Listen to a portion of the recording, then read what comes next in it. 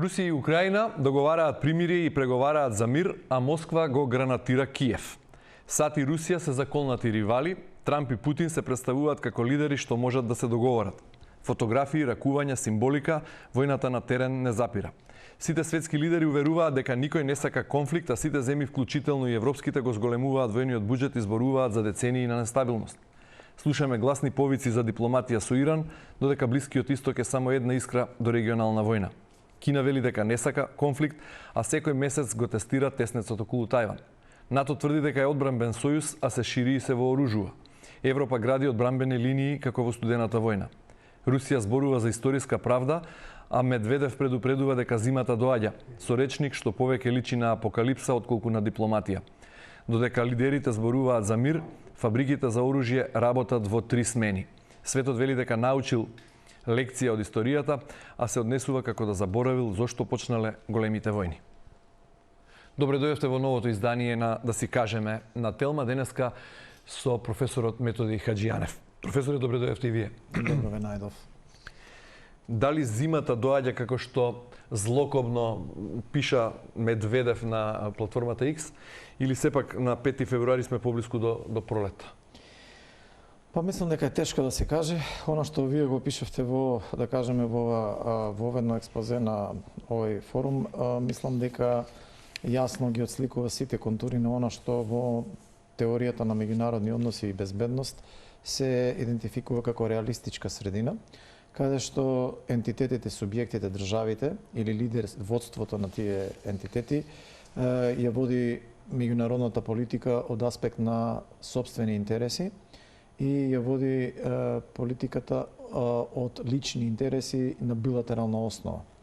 Така да, генерално, ова колку и да звучи, нели сега, како што го викате вие, опасно и страшно, бидејќи наративот, нели, сите го кажуваат дека сакаат мир, меѓутоа постапките и действијата укажуваат на нешто што до сега во изминатите 30 години во еден идеалистички либерален свет се научивме дека е мерка за нарушување на мирот и безбедноста, укажува на нешто што е спротивно.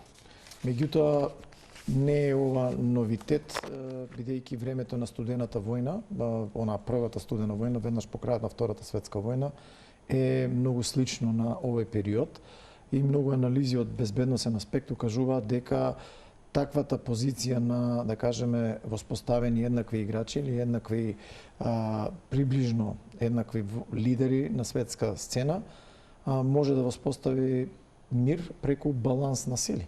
Добро, но тоа студената војна почна по еден период на долготрајни војни, односно на две војни една по друга, Првата и Втората светска војна. Сега имаме подолг период на мир и влегуваме во некоја нова фаза на нестабилност. Ајде прво да почнеме со истекот на договорот Нов старт. Нов старт, она што истече на полнок, односно еве 5 февруари, денеска светот е без некакво ограничување на нуклеарното вооружување, нешто што ги испровоцира Гутереш, генералниот секретар на Обединетите нации, папата Лав, да се огласат со повици за итна акција од лидерството, бидејќи часовникот до судниот ден отчукува, односно се поблиску сме до самоуништување. Затоа е таа злокобна, како што реков, апокалиптична порака на Медведев. САД сега не покажува некаков интерес за продолжување, иако Трамп рекол, прашан што откако ќе истече договорот Нов старт, рекол дека ќе се подпише нов. Од 1972 големите сили не биле без договор, што значи меѓусебна недоверба. Се согласувам дека по она што ние сме навикнати да гледаме на нештата и начинот на кој што они општеле, договорот е гаранција за воспоставување, па дури и во реалистичката средина, било тоа да е билатерален договор, како што беше овој стар договор, вода од двете суперсили во тој период, е гаранција за стабилност. Се надевам дека идејата за тотално себеуништување ќе одекне во, да кажеме, сетилата за чувство за страв, но и за водство и за екзистенција на страните на сите лидери во овој круг. Меѓутоа, мислам дека веќе ова станува збор за многу висока политика, која што не случајно е оставено да се разлее на овој начин, бидејќи тоа е одраз на целокупната промена на архитектурата во светот во однос на безбедносниот систем, кој што едноставно не сака да се потпира на нешто што поранешниот систем или така наречениот rule-based order, кој што беше воспоставен на овие договори, на овие верување на меѓусебни џентлменство и така натаму, почитување на тие договори, бидејќи од оно што го слушаме од предвесниците на растурањето на оваа архитектура, меѓу кои тоа се нели САД, Русија, Кина и така натаму, е дека токму ваквиот начин довел до овој ќорсокак, кој што некако нарекуваат, од каде што се бара нов начин на поставување на односите. И како сето тоа треба да изгледа, за сега е многу тешко да се предвиди, бидејќи оно што гледаме е крајно непредвидливи, да кажеме, чекори од страна на лидерите и од страна на САД, но и од страна на Кина и Русија. Светските медиуми пишуваат, анализираат на ниво на шпекулација се уште дека Трамп сака во тој договор нов, односно во продолжувањето на новиот договор да ги внесе на некој начин и Кина. Во меѓувреме, последниот договор, само за подсетување, е потпишан во 2010 од поранешниот американски претседател Обама и токму овој Медведев сега што 2011 е обновен како за продолжување. Да, но од страна на Медведев и Обама, Так. човекот кој сега предупредува на многу страшно сценарио. Во меѓувреме Русија и САД ги модернизираа своите нуклеарни арсенали, нели Кина го зголеми повеќе од двојно нуклеарниот арсенал. И само за подсетување, како делот што предвидува нов старт, го ограничуваше бројот на распоредени стратешки нуклеарни броеви глави на 1550 по страна. Дали 1550 нуклеарни боеви глави не се доволни за уништување на планетата? Мислам дека само 50 или многу помалку и од тоа се доволни за да се уништи планетата. Така да... Значи повеќе станува збор за формален акт на меѓусебна доверба, отколку за нешто што на вистина го чува светот безбедно. Јас се согласувам со тоа и затоа реков дека станува збор за многу висока политика која бара одговор на тоа како ќе се постават контурите на на новата архитектура безбедносна, за која што на сите им е јасно дека мора што побрзо да се воспостави. Сега овде е битно кои позиции ќе ги заземете во таа архитектура, бидејќи јасно е дека веќе униполарниот свет е во заборав, во кој западната идеологија со либерално-демократски концепт оди во заборав и го нема веќе главниот збор. Дојдо се појавија тие нови играчи, кои што и на САД им е кристално јасно. Меѓутоа сега од тие нови констелации, они бараат нови механизми, нови динамики и нови, да кажеме, постапки кои што ќе треба да им обезбедат сигурност или комодитет во новата архитектура. Да поедноставиме, овој договор всушност овозможуваше некакво ограничување, овозможуваше инспекции, нели да се прави на тоа како се чува арсеналот, дали е одговорно и така натаму се чува. Она што сега се отвара како можност, кое што мислам дека многу брзо ќе биде затворено. Меѓутоа убаво вие констатиравте дека се бара решение како да се вклучи Кина во сето ова, бидејќи таа е надвор од овој договор, значи не е гарант за овој договор, со цел да се стави во пат позиција, бидејќи Кина цело време заговара дека води политика на пиететност, договарање и на вин-вин стратегија, кое што нели е само во наратив, не и во пракса. И Русија постојано зборува за историска правда, меѓутоа и таа го прекршуваше договорот нов старт во март 2022, кога требаше да Па и 2022 кога беа инспекциите, кога ги забрани, односно не дозволи инспекции на нуклеарниот арсенал, иако нов старт нели предвидува и повремени тестирања и контроли. Дали денеска нуклеарното ограничување е нуклеарното вооружување е повеќе кочница или поголема закана за човештвото? Мора да биде прашањето или вака да го поедноставам. Дали во ваков свет на фрагментација, во ваков свет на бројни конфликти кои може да ескалираат преку ноќ, досега ќе се водеше Третата светска војна ако нуклеарното оружје не беше измислено? Дали поради страф од нуклеарното оружје светот се уште е во некоја фаза на вакви контролирани судири?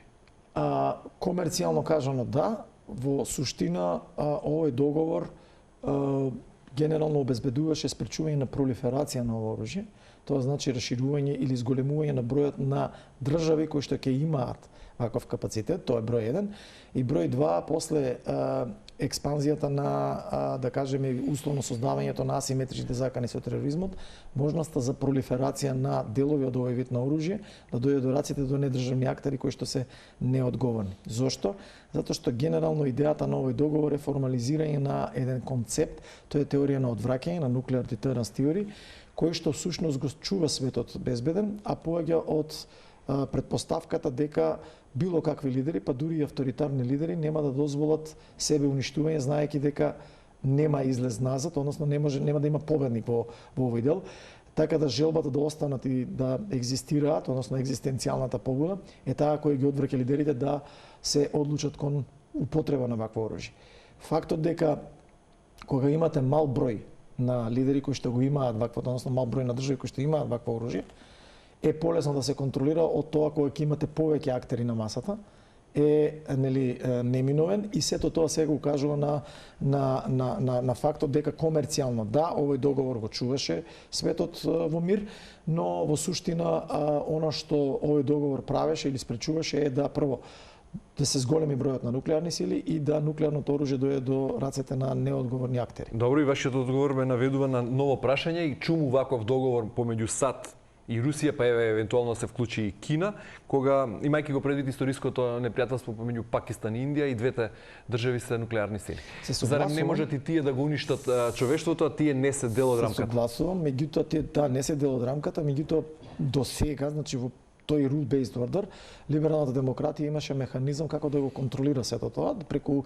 прво преку повторно прагот на себе уништување помеѓу Индија и Пакистан во 2002 година кога дојде до рап на конфликт и едните и другите се одвратија од ова, прво заради дипломатскиот притисок кој што постоеше, но второ и заради ќорсокакот во кој што беа доведени дека едните и другите знаеа дека ќе бидат уништени ако го користат ова оружје. И тоа на некој начин се користи во анализите или во аналите на безбедносните анализи како аргумент за тоа дека токму оваа теорија на одвраќање, а не формалниот договор е гарант за мирот. Но во таа смисла секогаш ќе постои тој страф од одвраќање и да нема формален договор како нов старт. Видете, кај сите светски. Јас се согласувам со тоа, меѓутоа мора да се согласите и со мене дека не постоеше гаранција дека ако Ал-Каеда или ИСИС дојдеа до ваков тип на оружје, дека договорот тие дури и наговестуваа дека сакаат да дојдат до вакво. Се обидува антракс да користат, нели, не е еднаков на нуклеарното оружје, ама би спаѓа во делот на да кажеме, арсеналот на оружје за масовно уништување, кои што би можело исто така да бидат користени и несовесно искористени во еден таков наратив или во една таква констелација.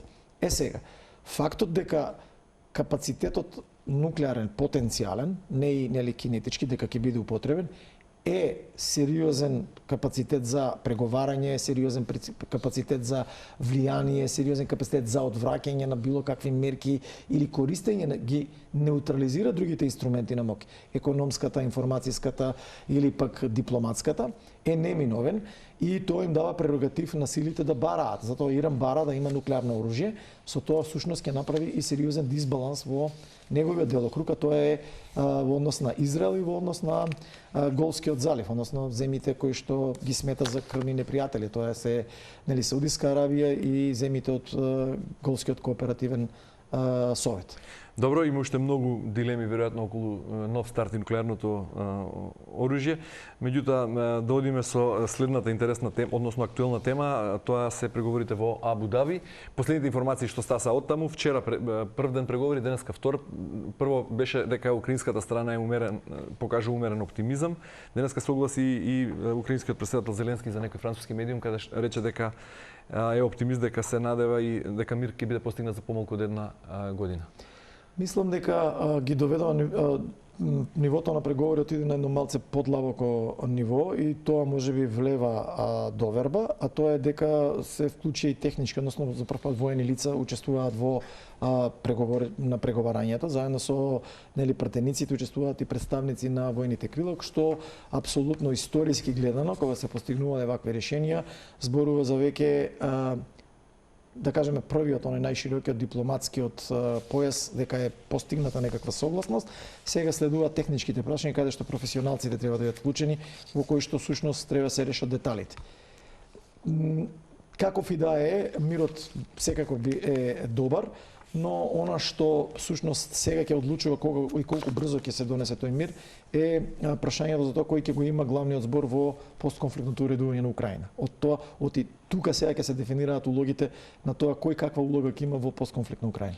Меѓутоа, Зеленски претходно кажува дека очекува поголем притисок од меѓународната заедница врз Москва, бидејќи, како што вели, ако се постигне мир со предавање на територија, Украина практично ќе престане да постои. Значи, губење на државата. Јас апсолутно го разбирам Зеленски, затоа што тоа е нормално на на човек кој што доаѓа, кој што е во инфериорна позиција во моментот и човек кој што досега, мора да бидеме коректни, на некој начин е предаден од целата меѓународна заедница, бидејќи да кажеме сите оние кои што гласно говореа дека треба да го поддржуваа вербално. Па и финансиски, само вербално, да, Соединените американски држави досега, сега Европа истура пари. Јас се согласувам со тоа, меѓутоа треба да видиме истурањето на парите, што значи операционализација на теренот. Истурањето на парите е заглавено во ќорсокаците на европската или либералната бирократија, алчноста на безбедносните компании и можноста за вистински тие пари стигнат на крајното место. Тука имате голем број на кочници и да кажеме запирки и точки кои што ние не ги гледаме, а за кои што всушност станува веќе неминуно да се прашаме, ако толку многу пари се употребили од страна на, ако ќе ги споредите статистички податоците, ќе видите дека неколку пати е надминат буџетот кој што Русија го има. Тоа значи дека до сега ние треба да видиме сериозни резултати на теренот. Тоа не го гледаме. Тоа имате две дилеми. Или има голема корупција во Украина, кој што некаде ги разлева тие пари, или постојат некој голем број на кочници со кои тие пари се разлеваат. Или воопшто парите не стасале таму? Да. Парите не ги даваат директно на Зеленски, они треба да испорачаат зголемување на одбранбените капацитети и испорака на тие капацитети. Ако вие видите колкава бирократија постои за да може да стигнат тие капацитети на теренот, и плюс тоа, ако разберете дека кога ќе треба да ги споите техниката и луѓето на теренот, имате уште еден голем геп, што би се рекли, или една голема дупка, тоа е дека вие не можете тоа да го користите како да отидете од продавница да си купите артикол и право да го користите. Вие ќе треба да можете да го споите, тоа се вели во оперативна смисла да ги споите луѓето и техниката.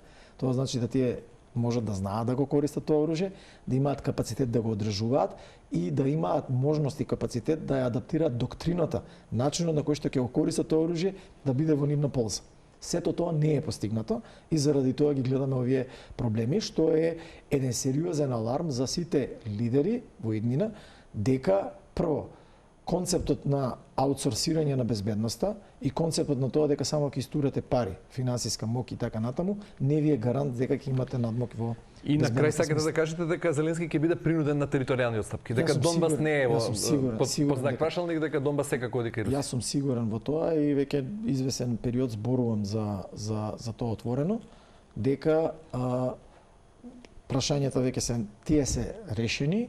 Сега се разговара колку од тоа што треба да го даде Украина ќе го даде и кој ќе управува Украина, како ќе управува и што ќе значи, дали ќе имате појас кој што ќе биде замрзнат конфликт на типот Северна Кореја и Јужна Кореја, дали ќе имате или како што беше и дали ќе имате мировни сили кои што ќе бидат распоредени таму, кои ќе ги води тие мировни сили, под чија капа, дали ќе биде тоа коалиција на војата предводена од САД или пак ќе бидат коалиција, односно коалиција на европските сили кои што ќе учествуваат. Каков капацитет ќе имаат, каков мандат ќе имаат тие сили, сето тоа се прашањата кои што се финесите кои што треба да го, да кажеме, окуражат или заопкружат тој договор. Добро утре во Оман, последен обид да се спречи војна на Блискиот Исток, САД со Иран.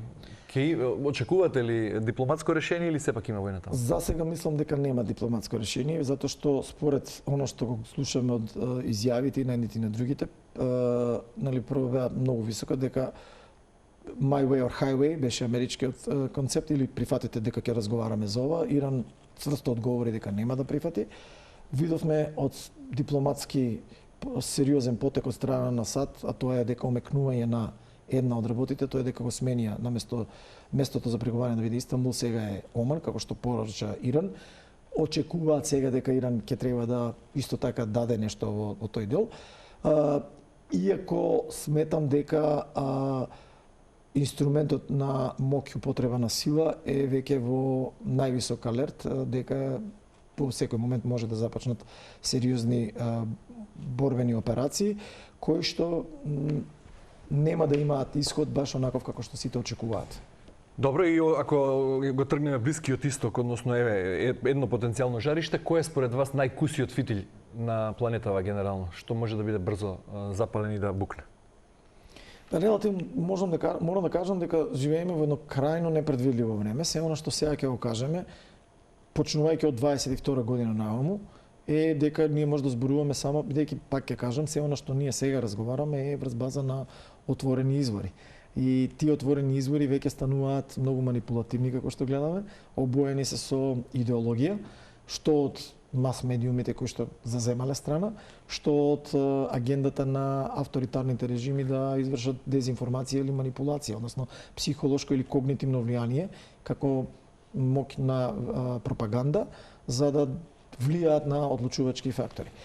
Имајќи го сето тоа предвид, би рекол дека сериозен проблем представува Блискиот исток, затоа што ако дојде до конфликт таму, постојат индиции, не тврдам дека тоа ќе се случи, со кои Иран не може да биде запрен да направи каскадни ефекти на Блискиот исток, да го распланти повторно, што може да доведе до сериозни други последици во однос на зголемување на цените на нафтата, каскадно да влијае на зголемување на цените на сите услуги, да го попречи сегашниот трговски тек и да ја вклучи Кина сериозно во овие како се вика действија, бидејќи потегот со Венецуела, мора да кажеме како и да изгледаше, излезе маестрален, затоа што на тој начин сад не дека не им требаат нафтените полиња таму и дека нема да имаат корист нивните нафтени компании, меѓутоа со тоа спречија директно снабдување на Кина со гориво, нешто што всушност е енергенс или двигател за да може Кина да продолжи да напредува во начинот на кој што напредува. Мислите на Кина се снабдува со нафта од Венецуела? Да, затоа што Кина имаше однапред договорени прерогативи дека ќе набавува гориво. Следното е Иран и гасот и како се вика и гориво, и сега непотпишувањето на договорот, ставањето на Кина во како се вика на преговарачка маса за нуклеарен договор, може да се смета како дел од целиот мозаик на да кажеме шаховско отварање кој што дипломатијата на САД ја игра зад затворени врати секако по едни нови правила во билатерални услови и симултанка кој што сака Трамп да ја изведе за да може да заземе што подобри позиции во новиот светски поредок. Кога беше актуелно прашањето околу Гренланд, европски лидери го повикува Трамп дека го уништува меѓународниот поредок што САД го воспостави по Втората светска војна. Зошто тоа на САД му одговара дури и да го тестира НАТО како затоа што во одбранен сојуз? Предпоставките на таа претходна архитектура беа дека либералната демократија ќе биде доминантна и таа беше доминантна и дека останатите системи или останатите потенцијални предизвикувачи нема да можат да се стекнат со моќ да и пркосат. Тоа не се случи заради две причини или три условно причини. Првата е бајатоста на дел од партнерите на САД во либералното водство, значи катастрофални лидери кои ќе видите Европа со какво водство имат те збор, вие ќе видите дека имате катастрофални лидери кои што имаат масовни промашувања. Земете само Столтенберг како генерален секретар во мемуарите што пишува за тоа како чекал Трамп да не победи и како тие од една крајност си создадоа сами непријатели, дозволија да десницата во демократскиот свет им стане непријател со кој што успеа да се изедначи со ставовите на Русија и на Кина. Добро, тоа е под лидерство. Тоа е првиот број 1, тоа е лидерство. Вториот проблем е суверените да кажеме корпорации кои што успеа да ја надминат моќта на државните одлучувања и да станат влијателни со огромна моќ на пари. Земете го Елон Маск. Но тоа важи и за Соединените американски држави, не само за Европа. За тоа велам јас. Елон Маск земете го Безос сега со отпуштањето на 300 и кусур новинари кои што имаа импакт и влијание во наративот, но и во влијание на, да кажеме, предвесноста на одредени потези. И третиот дел, кој што третата нели е подценувањето на капацитетите на Кина и на Русија, кои што успеа да го корумпираат овој систем и да создадат механизам кој што е контрапродуктивен, значи да се залепат за имунитетот на либералната демократија, од кој она колку и да Вие разбирам поентата. Да. Дали НАТО го положи тестот со Гренланд или повторно е фрагилен и тоа повеќе од внатре отколку од надвор? НАТО не го положи тестот со Гренланд, ниту пак беше ставен на тестирање. Таму тестот го полагаше Трамп и он ги поставуваше условите за игра, поставувајќи ги високите, да кажеме, го подигна прагот на очекување за таму, со цел да го добие она што го доби. Ќе треба да видиме што ќе значи тоа во операционализација, бидејќи како што гледате, тоа доаѓа на првиот предизвик, водството во Европа е се на краткорочни стази и Трамп го знае тоа, тој купува време, бидејќи знае дека ги чекаат избори, знае дека таму ќе има смена и дека тие ќе мора да дадат некаков одговор на внатрешен план, а тоа значи попуштање на барањата на САД во однос на штитот кој што они сакаат да го воспостават. Добро, и генерално од другите пукнатини кога зборуваме за НАТО, член 5, нели она што е најважно на која сите се надеваат и се повикуваат, представува автоматски механизам во случај на напад на една членка на НАТО да бидат активирани сите други како сојузници. Меѓутоа сепак станува збор за политичка одлука. Еве да претпоставиме хипотетички, бидејќи создадена е голема недовера, особено кај европските лидери во однос на Путин, нели не му веруваат што и да каже Путин дека никогаш до сега не му ни верувале, ако земете назад историски, тие секогаш го гледале како... Меѓутоа особено по февруари 2022 на Путин не може да му се верува, бидејќи велел дека нема да ја нападне Украина, но ја нападна. Сега тој вели немам намера да освојувам други европски земји, меѓутоа постои тој страв, затоа и веројатно Европа се вооружува, сите европски земји се вооружуваат. Еве сега Макрон прави нов обид за да воспостави директен мост со Москва, бидејќи САД на некој начин ги исклучи Трамп од Аљаска наваму, па го пратил неговиот дипломатски представник Емануел Бон на преговори во Москва. Потврдено и тоа. Меѓутоа, генерално, во услови на таква недовера и под хипотетичко прашање, ако Путин утре направи обид да го заштити руското население во некој од балтичките земји, мислите дека Трамп ќе војува со Русија? Кога во ситуација кога чува закачена фотографија од Аљаска на зидот на Белата куќа? Мислам дека многу тешко ќе дојде до тоа, дека ќе се активира тој член 5, може да се активира во однос на европскиот дел, меѓутоа САД нема да дозволи прво да дојде до тоа, освен ако не дојде до целосно раскрстување. Значи Путин прво нема да го направи тоа без дозвола на САД. Тоа да го разбереме, да бидеме на чисто. Без да се испазари со САД за тоа каде и на каков начин Русија ќе се повлече, од кои остапки ќе ги направи. Иако велам со ова маестрална политика која што сега САД ја игра и ја води, со да кажеме не знаеме што се договараат за затворени врати. Да го кажам. Гренланд, и гледате како видите како молчи Русија и за Венецуела и за Гренланд. Видите што направи оваа нова дипломатија на САД, како почнува да ги чекори, како се чекори пред сите. Значи прво ги изгаси сите можни медиуми кои што можеа да влијат и да даваат ликс за преговорите и што може да се очекува. Второ, сите потези до сега беа изненадување. Трето, секогаш ги поставува, дури се свртува кон она што не можете да верувате, а тоа е дека никој, нели, предпоставките, иако во одредени школи се вежба и тоа, дека што ако дојде до кавга помеѓу внатрешните членови, тие предпоставки никој не ги сакаше да ги поверува.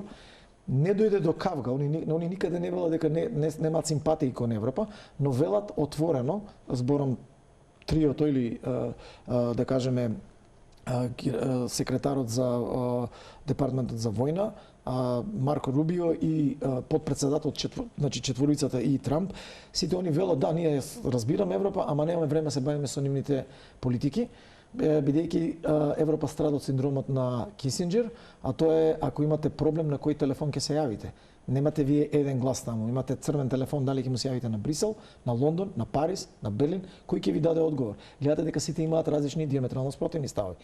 Следно што него гледаме што се прави позади капа е од вчера или завчера најголемата компанија на Франција, за која што сега Макрон имаше прерогатив, кој што е различен од начинот на кој што САД тргува со оружје, а тоа е дека кога ќе тргувате со САД со оружје, имате секогаш мора да го прашате САД кога ќе можете да го користите и дали ќе ви дозволи да го користите. Во Франција немаше такво. Меѓутоа таа е купена веќе од амерички капитал за 400 и нешто милиони.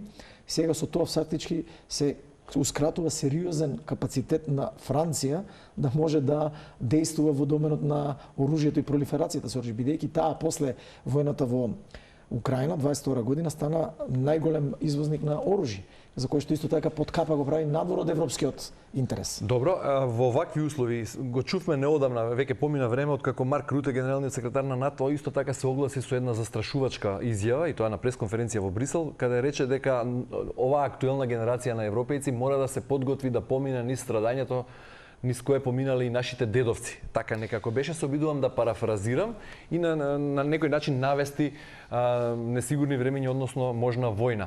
Прашањето е кога Трамп се дистанцира на некој начин од обврската да ја штити Европа, нешто на кое Европа спиела мирно во изминатите децении, кој би војувал? Без, не сакам не смееме да заборавиме тука, Франција и Британија се нуклеарни сили. Така е. Секако, меѓутоа, можно ли е Европа да војува против Русија само без САД?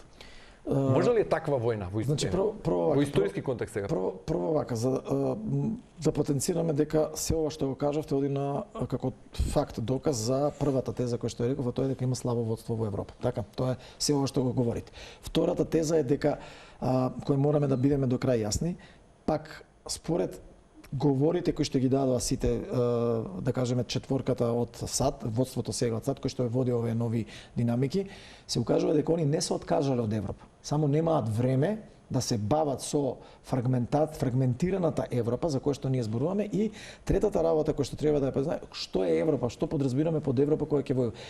Бидејќи имате неколку брзини во Европа, имате Полска и Централна Европа, кој што има една визија, ги имате северните земји Нордикот, кои што имаат една друга визија, тоа е заедно со дел од балтичките земји, ја имате Шпанија и Португалија, кои што се апсолутно надвор од целата оваа приказна, Грција исто така, со кои собствени стравови према Турција, и ги имате Франција и Германија, кои што наводно глумат единство, а имаат сосема диаметрално спротивни политики кои што ги водат.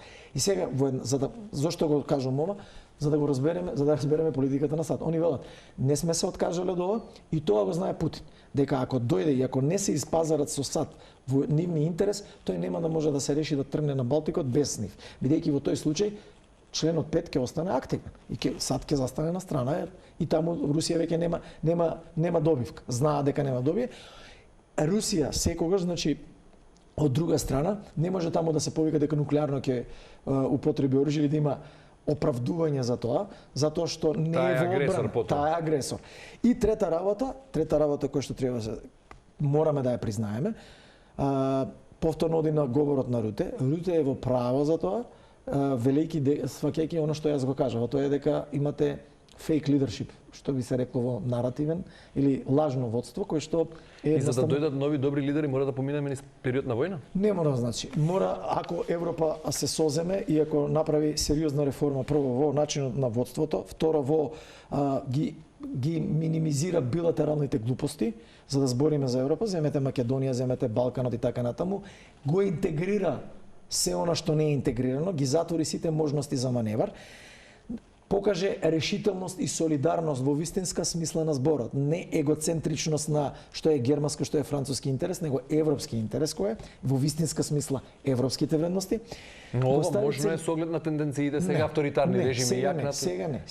Сега не е можно, значи и со сегашното водство не е. И вториот битен момент на тезата која што ја кажав, додека не ја расчистат линијата со приватните компании, како ќе го ефектуирате оружјето и како ќе ги ефектуирате парите од оружјето, нема да имаат решение за ова. Еве ви зошто. Германија вели дека дава милиони или милиарди веќе во одбрана, кои ќе ги ефектуирате, тоа се сведува на зголемување на 10 до 15% од сегашниот арсенал. Зошто? Затоа што имаат најскапи производства, имаат најскапи излезни резултати и најскапа технологија која што може да излезе. Истата таква технологија со многу слични капацитети е 10 пати поевтина кој што ја вадат авторитарните режими. Ако ме разбирате што сакам да кажам. Така да бројките и цифрите не треба да ве залажуваат, бидејќи тие се на еден поинаква математика и на поинакви претпоставки. Мора да завршуваме кусо на крај само.